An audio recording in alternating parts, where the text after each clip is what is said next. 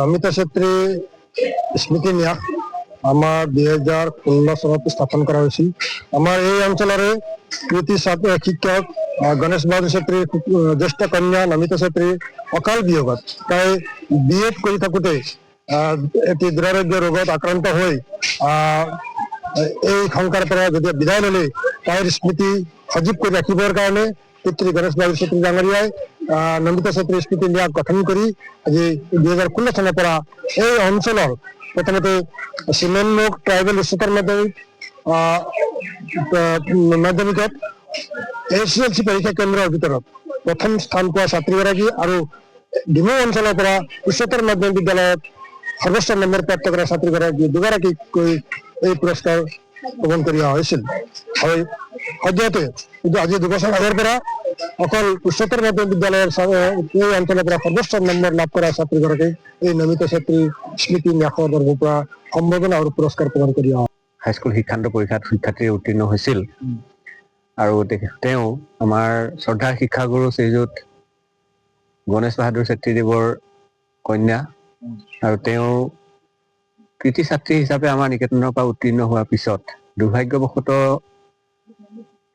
তেওঁৰ মৃত্যু হৈছিল, মানে কঠিন ৰোগত আক্ৰান্ত হৈ পেলাই। তাৰ কাৰণে আমি যথেষ্ট দুখ প্ৰকাশ কৰিছোঁ। লগতে তেওঁৰ স্মৃতি ৰক্ষাৰ্থে আমাৰ চেত্ৰী ছাৰদেৱে যি এটা ট্ৰাষ্ট খুলি পেলাই উঠি অহা পিছৰ প্ৰজন্মৰ কৃতি ছাত্ৰীসকলক উৎসাহ যোগাব আৰু অনুপ্ৰেৰণা যোগাবৰ কাৰণে যি এটা ট্ৰাষ্ট খুলিছে, তাৰ কাৰণে আমি তেখেতক ধন্যবাদ জ্ঞাপন কৰিছোঁ অন্তৰৰ পৰা। মোৰ ভালে লাগিছে যে ছাৰহঁতে সকলো শিক্ষাগুৰুহঁতে যিহেতু সিহঁতৰ বহুমূল্য সময় ওলাই মোক আমন্ত্ৰিত কৰিলে, মোক ইমান সম্বৰ্ধনা জনালে, তাৰ কাৰণে মই বহুত ধন্যবাদ।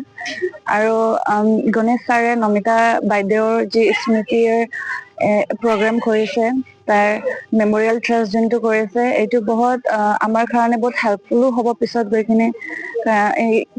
তেওঁ মানে বহুত ডাঙৰ এটা এমাউণ্ট দিছে, সেইটো আমাক বহুত পিছত গৈ কিনে আমাৰ কলেজ টাইমতো বহুত হেল্পফুল কৰিব। তাৰ কাৰণে বহুত বহুত থেংক ইউ সিহঁতকো।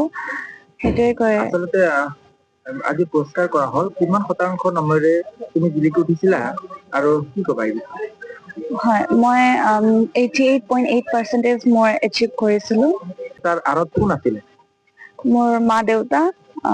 মই সিহঁতক বহুত থেংকফুল হয় যে মোক ইমান ছাপৰ্টিভ পেৰেণ্টছ পাইছোঁ আৰু সিহঁতে মোক সদায় ছাপৰ্ট কৰিলে আৰু সদায় কৰিছেও। সেইটো কাৰণে মই ইমান এচিভমেণ্টটো, মোৰ বেকবনটোৱে মানে মোৰ মা দেউতাই। ভৱিষ্যতে তোমাৰ সপোন কি? মোৰ সপোন এনেকৈ ক'বলৈ হ'লে মই চিভিল চাৰ্ভিচত যাব বিচাৰোঁ। মই এটা ভাল IAS নহ'লে IPS অফিচাৰ হ'ব বিচাৰোঁ। সেইটোৱে মোৰ সপোন থাকিলে আৰু।